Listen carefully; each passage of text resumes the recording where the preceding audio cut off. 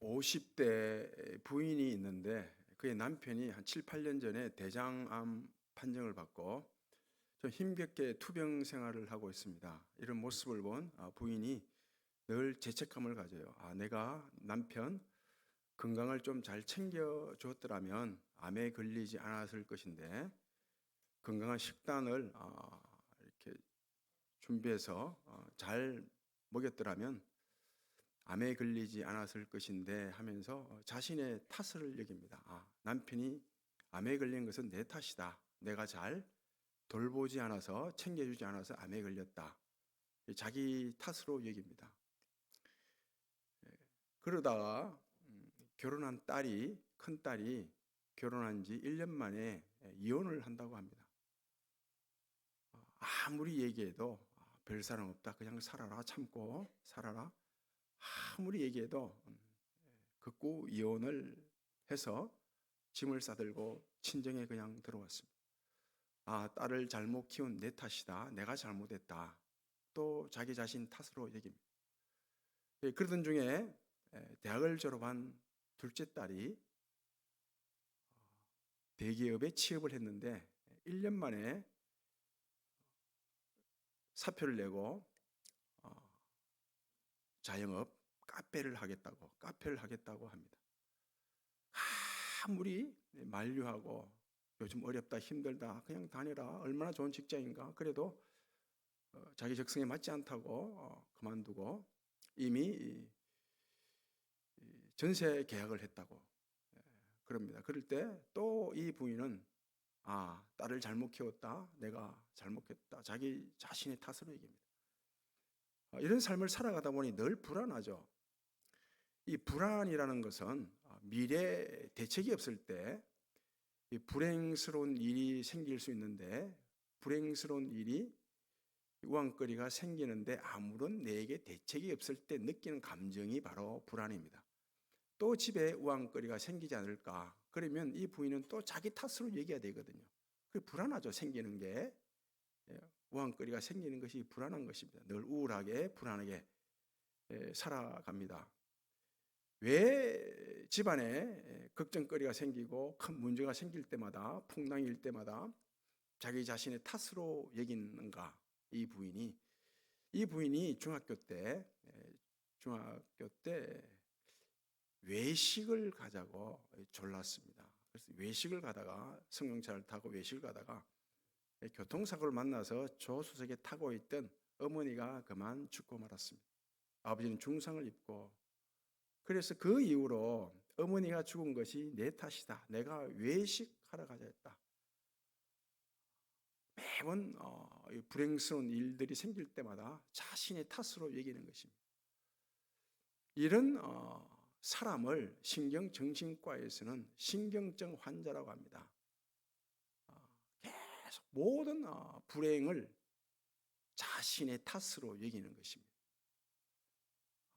성장하면서 사랑을 받지 못하고 자라게 되면 받아야 할 적절한 사랑이 있는데 부모로부터 주변 사람들로부터 있는데 그런 사랑을 받지 못하게 되면 늘 안 좋은 일이 생길 때마다 자기 자신의 탓으로 여기는 그런 신경증 환자가 될 가능성이 많습니다. 된다는 것이 아니라 통계가 그래요.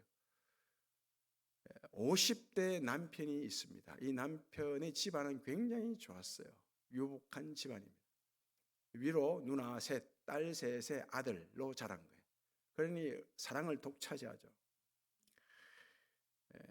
집안 환경도 굉장히 좋고 잘 살고 그리고 머리도 좋아서 공부도 잘해요. 공부도 굉장히 잘합니다. 특별한 과외를 받고 학원을 다니고 그래서 마침 대학을 인류대학 경영학과를 들어갔습니다. 지금은 의대가 좋습니다만은 과거 그때는 경영학과가 좋았거든요. 최고의 대학 경영학과를 들어간 것입니다. 졸업하고 한국은행에 취업을 했습니다. 그 결혼을 했는데 결혼한 여자가 집안이 가난해요. 그리고 여자는 지방에 알아주지 않는 대학, 이름 없는 대학을 졸업했습니다. 어떻게 전혀 어울리지 않는 그런 결혼인데 결혼하게 되었느냐 하면, 여자가 결혼할 때 뭐 이런저런 조건이 있는데 여자의 최고의 결혼 조건은 뭐예요? 여자가 결혼할 때 최고의 결혼 조건이 뭡니까? 모릅니까 이거? 외모 아닙니까? 외모. 외모는 모든 경제력과 학부를 다 압도해 버립니다.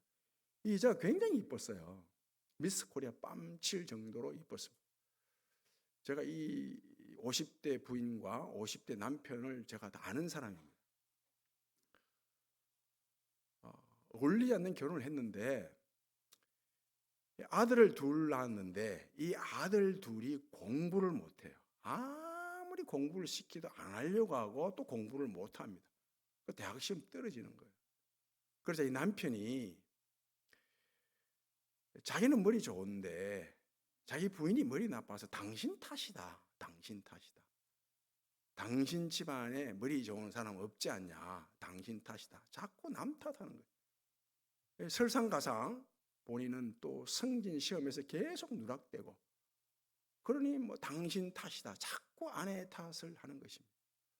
그러다가 술을 가까이 하게 되고, 자꾸 남 탓하다 보면 원망하게 되고, 그래서 술을 마시고 아내를 구타하고 폭력 쓰고 그런 지경까지 이르게 된 거죠. 이 50대 남편을 신경정신과에서는 성격장애자라고 합니다. 모든 걱정과 불행을 다른 사람 탓, 환경 탓으로 얘기합니다. 너무 과하게 사랑을 받고 자라면 성격장애자가 될 가능성이 많습니다. 모든 사람은 신경증 환자이거나 성격장애자이죠. 정도 차이가 있지 다 성격장애 요소와 그리고 신경증 환자 요소를 다 가지고 있습니다. 요한복음 9장에서는 이렇게 말씀합니다. 태어날 때부터 맹인된 자를 향해서 도대체 이 자가 소경인데 이 누구 탓이냐 이것입니다. 부모 탓이냐, 조상 탓이냐, 묘자리를 잘못 쓴 탓이냐, 아니면 본인 잘못이냐. 탓으로 여긴다고요. 이 탓으로 여기는 제자들을 향해서 예수님께서 말씀하시기를 누구의 탓도 아니다. 그에게 하나님이 하실 일이 있다라고 말씀합니다. 하나님 하실 일이 있죠. 하나님은 과거 탓하지 않습니다. 지금 하나님이 하실 일이 있다. 이것을 말씀합니다. 요한복음은 하나님을 바로 알아야 된다. 하나님을 알아야 하나님을 믿죠. 어떤 사람인지 모르면 믿을 수 없습니다. 하나님을 바로 알아야 바른 믿음을 가질 수 있다. 그래서 영생은 구원은 하나님을 아는 바른 지식이다. 하나님이 어떤 분이신가? 하나님이 어떤 방식으로 일을 하시는가? 구원을 베푸시는가? 영생을 선물로 주시는가? 하나님을 바로 알아야 바로 믿을 수 있다. 그래서 하나님의 일이란 다른 게 아니라 하나님을 믿는 것이 하나님의 일이다. 하나님을 바로 알아서 바로 믿는 것이 하나님의 일이다. 이렇게 말씀합니다. 이 구원은 특히 요한복음에서는 구원은 식탁이다. 구원은 전쟁이다. 이렇게 비유로 말씀합니다. 이 식탁과 전쟁은 좀 대조적으로 보입니다만은 어울리지 않죠. 어떻게 보면 식탁과 식탁 위의 음식과 전쟁 이게 어울리지 않는 것처럼 보입니다만은 실상은 그렇지 않습니다. 이 둘은 같은 개념이에요. 식탁 안에 전쟁이 있고 전쟁 안에 식탁이 있습니다. 굉장히 잘 어울립니다. 먼저 식탁을 보십시오. 식탁 위에 올라온 음식들은 다 어떤 음식들입니까? 뭐 식탁 위에 생명체가 다 올라오죠. 생명체가 자기 희생을 통해 새로운 것, 창조, 음식, 새로운 음식이 생긴다고요. 이 식탁과 전쟁 안에는 이 십자가의 죽음과 부활이라는 원리가 들어가 있습니다. 식탁 안에도 전쟁 안에도 십자가의 죽음과 부활이라는 원리가 들어 있다고요. 그럼 식탁 위에 음식을 만들 때 생명체가 아닌 것을 가지고 음식을 만드는 경우는 없죠. 돌이나 뭐 유리나 쇳덩이나 바위나 흙을 가지고 모래 가지고 음식 만드는 법은 없습니다. 다 살아있는 생명체예요. 바다의 물고기, 그리고 소, 돼지, 채소, 다 살아있는 생명체를 가지고 자르고 볶고 삶고 찌고 다 희생이죠. 그 희생을 통해서 새로운 음식 창조되죠. 그게 부활이거든요. 이 젖소에서 우유 젖을 짜내는데 이 젖소가 우유를 만들어내기 위해서는 계속해서 새끼를 베고 있어야 됩니다. 새끼를 낳고 또 베고 낳고 베고 이걸 계속 반복해요. 틈을 안 줍니다. 이거 젖소의 희생이죠. 희생. 그 우유가 나오는 것입니다. 그 우유 가지고 버터 만들고 치즈 만들고 버터 치즈 가지고 빵 만들고 피자, 뭐 스파게티, 파스타 다 새로운 음식을 만들어내죠. 그게 부활인 것입니다. 그리고 전쟁 안에도 십자가의 죽음과 부활의 원리가 들어 있습니다. 전쟁을 하게 되면 전쟁은 자기 희생 아닙니까? 희생이에요. 그리고 전쟁을 하게 되면 전리품이라는 게 생깁니다. 패배한 자로부터 보상금을 얻게 되죠. 전쟁. 러시아와 우크라이나가 전쟁하는 것도 이 전리품 때문 아닙니까? 땅과 자원. 원래 우리 거였다? 아니다. 원래 우리 거였다. 빼앗고자 하고 빼앗기지 않으려고 하는 것. 이게 전쟁입니다. 그 전쟁 치르기 전에는 언제나 먹습니다. 풍성하게 먹어요. 먹고 힘내서 이기라 이거죠. 전쟁을 치르고 난 다음에도 먹습니다. 수고했다고 먹습니다. 그 전쟁과 식탁은 같은 거예요. 저도 군대를 갔다 왔는데 내일 입대를 하게 되면 40년 전이에요. 40년 전. 내일 입대를 하게 되면 오늘 아침에 내일 군대 간다고 얘기를 했거든요. 그러니 야, 이 왼수 참 일찍도 얘기한다. 그 하면서 오늘 저녁에 친구들을 다 불러래요. 그 친구들을 다 모았더니 식탁을 베푸는데 엄마가 소고기국을 끓여줬어요. 처음으로 그때 소고기국을 먹었습니다. 그리고 제대하고 난 다음에 친구들이 수고했다고 돼지국밥을 사주더라고요. 그 부산이 돼지국밥이 유명하거든요. 지금 전쟁 안에는 식탁이 들어있습니다. 이 구원은 식탁이죠. 이 가나 혼인잔치에 포도주가 떨어졌습니다. 식탁에 포도주가 떨어졌어요. 예수님께서 손 씻는 물을 가지고 포도주로 만들죠.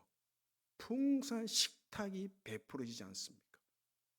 혼인 잔치집 식탁이 풍성해집니다. 제자들이 밤새도록 그물을 던졌어요. 지쳤죠? 고기를 많이 잡았어요. 무트로 나오자 부활하신 예수님께서 생선을 굽고 그리고 떡을 구워서 식탁을 베풀거든요. 그걸 먹게 되죠. 제자들이. 광야 수만 명의 사람들이 적어도 2만 명 이상 되는 사람들이 며칠 굶주렸어요. 예수님께서 물고기 2마리와 보리떡 5개로 광야 식탁을 베풀죠. 광야 식탁을 베풀는데 모든 사람들이 다 배불리 먹고 남음이 있었더라라고 말씀합니다. 그 둘째 아들이 자기에게 돌아올 재산을 챙겨가지고 세상으로 나가서 아버지 품을 떠나서 집을 떠나 허랑방탕하게 다 살아가죠. 인생을 낭비하고 돈을 다 낭비했습니다. 그때 거지가 되는 거예요. 알거지. 거지가 되었을 때 이 둘째 아들 탕자에게 생각난 것이 무언가 하면 아버지 집에 식탁이 생각났죠. 아, 내 아버지 집에는 종들도 풍성한 식탁을 받는다. 이 풍성한 식탁이 생각났다고요. 돌아가지 않습니까? 돌아가니까 아버지가 살찐 송아지를 잡아서 식탁을 베풀죠. 잔치 식탁을 베푸는 것입니다. 예수님께서 십자가에 못 박히기 전에 최후의 만찬이라는 식탁을 제자들에게 베풀어 주십니다. 이처럼 하나님은 먼저 우리에게 식탁을 베푸는 거예요. 식탁. 하나님이 베푸신 식탁을 받은 사람들은 또 식탁을 베풉니다. 세상에 나가서 다른 사람들에게 식탁을 베풀죠. 하나님께 예수님께도 식탁을 베풉니다. 식탁을 받은 사람은 식탁을 베풀어요. 그 사마리아 여인이 그 삶의 굶주림, 영혼의 갈증을 견딜 수 없어서 막 방황하고 헤매고 있다가 우물가에서 예수님으로부터 생수의 식탁을 받습니다. 그리 만족이 있고 풍성해지죠. 그러자 마을로 들어가서 내가 예수 그리스도를 만났다라고 외칩니다. 그 마을 사람들이 예수님으로부터 식탁을 받습니다. 구원의 식탁을 받아요. 받고 난 다음에 이 사마리아 사람들이 예수님을 집으로 다 모시는 거예요. 이틀 동안 있으면서 예수님께 식탁을 베풉니다. 이 세리장 삭개오 알죠? 이 삭개오가 아주 악질 아닙니까? 동족의 그 피를 빠는 마치 그 일제 시대 때 순사와 같은 사람이에요. 그 세리장. 자기 자신도 이 세리의 삶을 싫어하는 거죠. 그런데 마땅히 할 일이 없어서 계속 세리장으로 살던 중에 예수님에 대한 소문을 듣게 돼요. 그래서 예수님을 만나기 위해서 가려고 하는데 사람들이 너무 많아서 키가 작았기 때문에 예수님을 만날 수 없는 것입니다. 뽕나무 위로 올라갔어요. 뽕나무 위로 올라간 그 삭개오를 보고 예수님께서 삭개오야 내려오너라. 오늘 내가 너희 집에 묵어야겠다. 하루 묵어야 되겠다. 이 삭개오가 말씀의 식탁을 받는 것입니다. 예수님으로부터. 받고 나니 이 예수님과 많은 사람들을 자기 집으로 초청해서 식탁을 베풀죠. 내 전 재산을 팔아서 반 팔아서 가난한 자들을 위해서 식탁을 베푸는 것입니다. 그 예수님께서 십자가에 죽자 많은 제자들 따르던 사람들이 다 뿔뿔이 흩어져서 자기 집으로 다 돌아갑니다. 돌아가는데 엠마오로 돌아가던 글로바라는 제자와 그의 친구가 얼마나 낙심을 했겠습니까? 따랐던 믿었던 예수님께서 십자가에서 그냥 맥없이 힘없이 죽자. 시리에 빠져서 절망 가운데 고향으로 가면서 이런저런 대화를 나누죠. 야야, 우리 진짜 예수님이 우리를 해방시켜 줄 메시아라고 얘기했지 않냐. 그런데 왜 십자가에서 그냥 죽냐. 우리 이제 어떻게 살아가야 되냐. 이렇게 낙심한 상태로 대화를 하던 중에 부활하신 예수님께서 그들 가까이 가서 이사야 말씀을 구체적으로 풀어서 설명을 해줘요. 메시아가 십자가에서 죽는 것은 모든 우리의 죄를 대신 담당하고 우리의 병과 저주와 아픔과 가난을 대신 담당하기 위해서 죽은 것이 아니냐. 이 이사야 말씀의 식탁을 이 제자 둘이 받자 영적 귀가 열려버립니다. 영적 눈이 열려요. 예수님을 알아봐요. 그래서 예수님을 바로 집으로 모십니다. 모시고 식탁을 베풀게 되죠.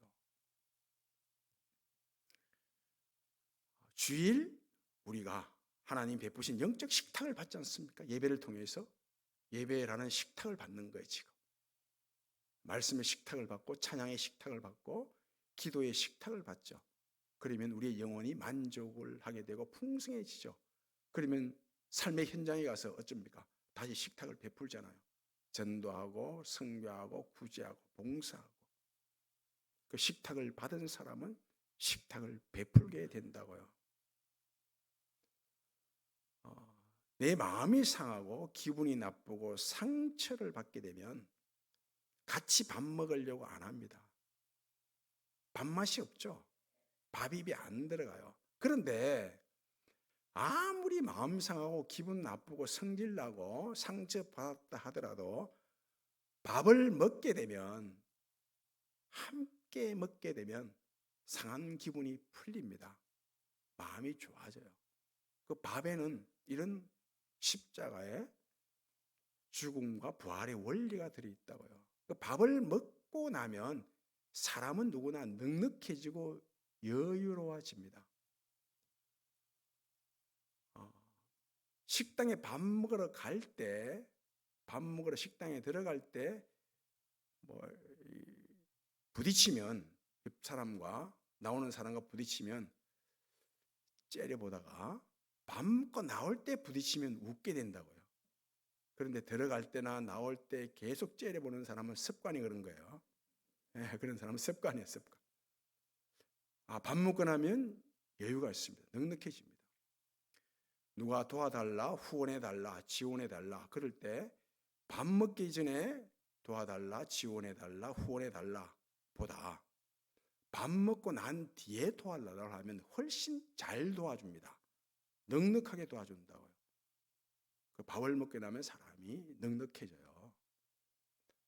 마태복음 보면 이런 말씀이 있죠. 오른 뺨을 때리면 왼뺨 돌려대고 왼뺨까지 주고, 그리고 오리를 좀 가자, 동행해달라 그러면 심리까지 동행해주고, 그리고 이웃이 속옷을 달라면 겉옷까지 줘라. 이게 겉옷이 더 중요하고 심리가 더 동행해야 할 거리가 더 길죠.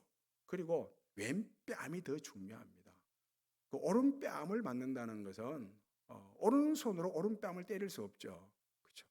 상대방이 오른뺨을 못 때립니다. 오른손으로. 그러니까 오른손으로 때리는 것이 아니라 왼손으로 때리는 거죠. 아니, 왼손이 아니라 등으로, 손등으로. 그 손등으로 때린다는 것은 자존심 상하게 한다는 거죠. 그 자존심 상할 때조차 왼뺨, 오른손으로 맞아라 이것입니다. 손바닥으로 맞아라. 어떻게 하면 오른뺨 때릴 때 왼뺨 돌려대고, 오리 가고자 할 때 심리 동행해주고, 속옷 달라는 얘기에 겉옷까지 줄 수 있느냐 하면 그 전에, 바로 전에 팔복이라는 식탁을 받았기 때문이에요. 그 심령이 가난한 자는 예수 그리스도가 있나니 그들이 천국이 그들의 것이라. 이 복이 다 예수 그리스도거든요. 그 팔복 예수 그리스도라는 식탁을 받고 나니까 기꺼이 왼뺨 돌려대고 심리 동행해주고 또 겉옷까지 주는 식탁을 베풀게 되죠. 영적으로 건강하고 풍성한 사람은 같이 밥 먹는 사람을 가리지 않습니다. 누구하고도 밥을 같이 먹습니다. 내가 지금 밥 먹는 사람을 가린다, 구분한다. 이건 영적으로 건강하지 않다는 증거예요. 영적으로 건강하고 풍성하면 누구와도 밥을 먹습니다. 예수님 보십시오. 예수님께서 밥 같이 먹는 사람을 가렸습니까? 가리지 않았죠. 누구하고도 밥을 먹는 거예요. 세리와 창기, 그 누구도 밥을 같이 먹는 사람들이 아니었죠. 그런데 이들과 늘 먹고 마시고 먹었다고요. 그러니 예수님 향해서 세리와 같이 밥을 먹으니까 늘 예수님 향해서 비난하기를 세리와 창기의 친구다, 이렇게 비난받기도 했습니다. 영적으로 건강하고 풍성하면 함께 밥을 먹습니다. 식탁을 대할 때마다, 음식을 대할 때마다 언제나 먼저 십자가의 죽음과 부활의 원리를 생각하셔야 됩니다. 그럼 영혼이 건강해지고 풍성해지고, 그러면 기꺼이 이웃을 위하여 식탁을 베풀 수 있습니다. 구원은 전쟁이죠, 전쟁. 그럼 성경 내용이 다 전쟁 내용 아닙니까? 첫 시작이 뭡니까? 가인과 아벨이 전쟁하죠. 가인이 아벨을 죽이지 않습니다. 에서가 야곱을 죽이고자 합니다. 요셉의 형제들이 요셉을 죽이고자 한다. 아브라함의 생애도 다 전쟁이죠. 그리고 이스라엘 백성들이 애굽에서 나올 때 그 바로와 전쟁을 치르지 않습니까? 홍해를 건너고 난 후에 첫 번째 만난 대적도 아말렉과 전쟁을 치르는 일입니다. 그리고 사울의 집과 다윗의 집이 전쟁이 오래매 사울은 점점 약해져 가고 다윗은 점점 강해져 가니라. 그리고 계속 왕들의 역사를 보면 이방과 전쟁, 열왕기 역사서, 역대상하 보면 전부 다 전쟁이에요.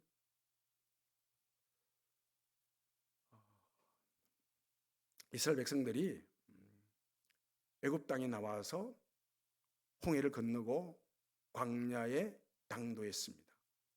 이 광야 생활을 계속 하는데 이스라엘 백성들이 자꾸 애굽에서 살 때 그 애굽을 그리워한다고요. 애굽으로 돌아가고 싶다. 돌아가고 싶다. 애굽에 있을 때는 먹는 것만큼은 부족하지 않았다. 자꾸 애굽으로 돌아가려고 한다고요. 애굽으로 돌아가려고 한다는 것은 옛 본성, 노예 본성, 그리고 죄 종로로 타던 본성, 옛 본성으로 돌아가려고 하죠. 그래 돌아가는 길이 없잖아요. 옛 본성으로 돌아가 버리면 갈등이 없어요. 그냥. 그런데 돌아갈 길이 없거든요. 홍해가 갈라져서 마른 땅처럼 건넜는데 이 물이 다시 합해져 버렸거든요. 길이 없어져 버렸어요. 돌아가는 길이. 그래서 광야 생활하면서 새로운 본성을 하나님이 계속 주시죠. 레위기서 통해서 신명계시 통해서 말씀을 계속 주고 제사 예배를 통해서 새로운 본성을 계속 준다고요. 그리고 옛 본성과 새 본성이 계속 싸우는 것입니다. 그래서 괴롭죠. 힘들죠. 바울도 똑같은 고백을 하잖아요. 내가 선을 행하기를 원하는 내 속에 악이 함께 있더라는 거예요. 나는 선을 행하고 싶은데 자꾸 선을 행하지 못하도록 방해하는 악도 내 속에 있더라. 그래서 이 옛 본성과 새 본성이 서로 싸우는데 날마다 전쟁을 치르는데 영적 전쟁이죠. 이 전쟁을 치르는데 무엇으로 이기냐 하면 생명의 법, 성령의 법으로 이긴다고 말씀합니다. 요한복음에서는 내가 보내준 성령으로 너희 안에 기쁨이 충만하게 될 것이고 너희가 평안을 누리게 될 것이라 이렇게 말씀하죠. 오늘 본문이 그런 말씀 아닙니까? 내가 너희에게 이르는 것은 너희로 하여금 평안을 누리게 하려 함이라. 너희가 세상에서는 환난을 당하나 담대하라. 내가 세상을 이겼노라. 이렇게 말씀하죠. 자녀들을 보면 어떻습니까? 그리고 내보다 좀 어린 사람들, 후배나 어린 사람들, 젊은 사람들 보면 언제나 내 기준에 못 미치죠. 내 기대에 미흡합니다. 내 수준에 이르질 못해요. 그러면 내 속에서 갈등이 일어나죠. 전쟁이 일어납니다. 왜 그 정도밖에 못하나? 이것밖에 못하나? 자꾸 갈등이 일어나고 전쟁이 일어난다고요. 내 속에서.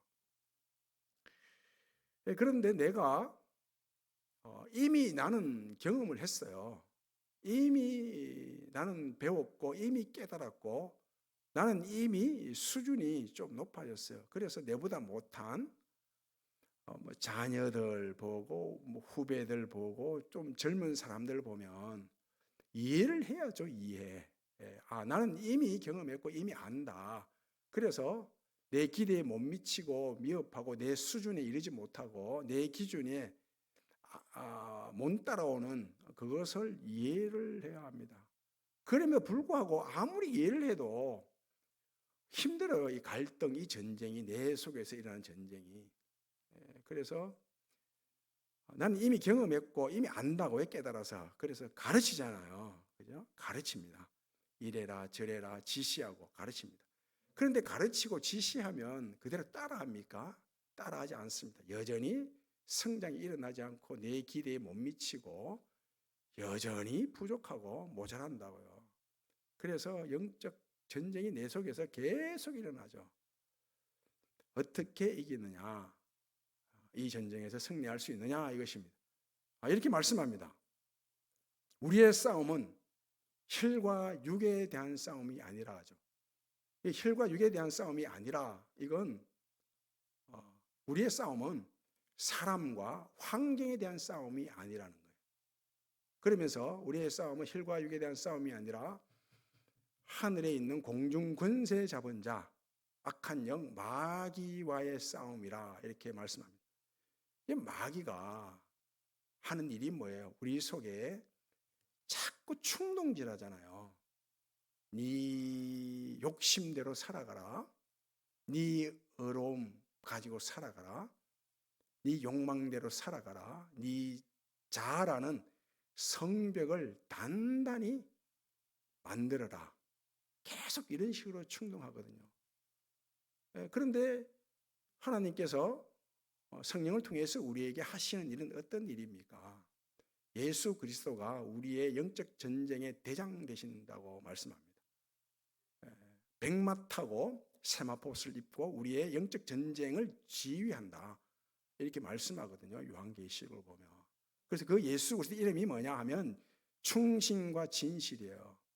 충성과 진실을 가지고 우리에게 일을 하신다고요. 그래서 우리가 이 영적 전쟁에 참여하는 무기가 뭐냐 하면 우리의 무기는 말씀과 기도입니다. 그래서 말씀과 기도로 이 영적 전쟁에 참여할 때 예수 그리스도가 승리하신 그대로 우리도 승리할 수밖에 없다. 평안을 누리고 기쁨이 충만하게 된다. 이렇게 말씀하는 것입니다.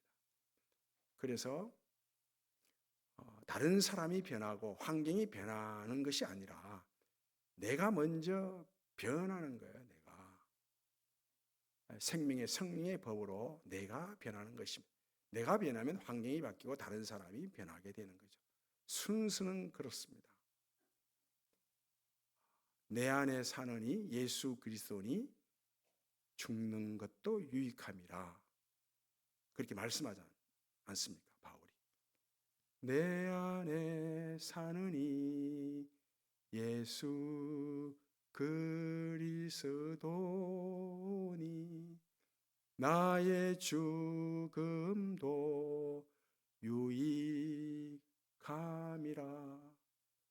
내가 죽는 것이 유익하대요. 그럼 내가 죽어야 살지 않습니까? 그래서 무릇 살고자 하는 자는 죽을 것이요 죽고자 하는 자는 살 것이라. 바울이 또 이런 고백을 하죠. 내가 예수 그리스도와 함께 십자가에 못 박혔나니 그런즉 이제 내가 산 것이 아니요 내 안에 그리스도께서 사신 것이라. 내가 이제 육체 가운데 사는 것은 나를 사랑하사 나를 위하여 자기 몸을 버리신 하나님의 아들을 믿는 믿음으로 사는 것이니라. 이렇게 말씀합니다. 아주 단단한 성벽, 내 자아, 내 의로움이 만든 성벽을 무너뜨려야죠. 말씀과 기도로, 성령의 법으로, 생명의 법으로 살다 보면 속 시원한 삶도 있지만 속상하는 일도 참 많이 만납니다. 막 속이 천불이 나는 그런 일도 만난다. 괴로운 일도 만나고 풍랑을 만납니다. 누구의 탓이 아닙니다. 하나님이 하실 일이 있는 것입니다. 하나님이 하실 일 있습니다. 먼저 식탁을 통해서 십자가의 죽음과 부활을 만나시고 그리고 이 영적 전쟁의 말씀과 기도를 가지고 참여해서 우리에게 평안을 주신다고 약속하신 말씀 그대로 또 예수님께서 이기신 그대로 평안을 누리고 승리하는 그런 은혜가 있기를 바랍니다. 기도하겠습니다. 아버지 하나님 감사합니다. 늘 식탁을 통해서 십자가의 죽음과 부활을 만나고 영적 전쟁에서 말씀과 기도를 가지고 참여해서 하나님께서 평안을 주신다고 말씀하신 그대로 삶의 풍성한 평안을 누리는 은혜가 있게 해 주옵소서. 예수님 이름으로 기도하옵나이다.